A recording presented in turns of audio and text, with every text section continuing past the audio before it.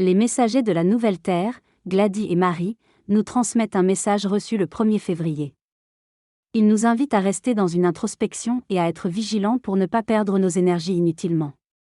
Ils nous expliquent qu'il est important de rester centré sur nous-mêmes et de ne pas commenter ou juger les informations ou événements qui se produisent actuellement, car cela engendre une perte d'énergie.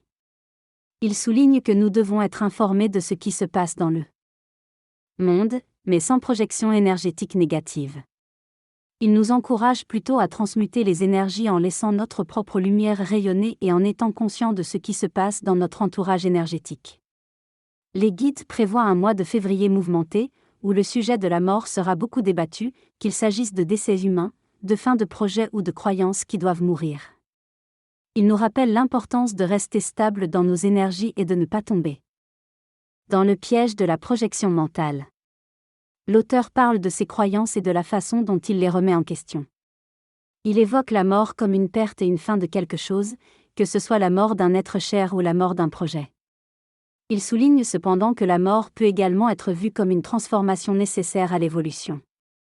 Il mentionne que la mort peut nous conduire vers un plan d'expérimentation différent, en fonction de notre évolution et de nos besoins. Il explique également que la manière dont on meurt peut déterminer la destination de notre âme après la mort. Finalement, il conseille de ne pas réagir énergétiquement aux annonces de décès, afin de ne pas gaspiller notre énergie. Dans cette synthèse, il est mentionné que dans certains mouvements, il peut y avoir des morts qui sont nécessaires pour l'évolution spirituelle.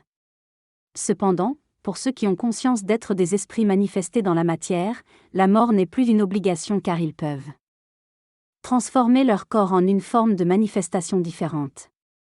Il est souligné l'importance d'accepter la mort comme faisant partie de l'évolution et de regarder toutes les formes de vie avec amour et acceptation.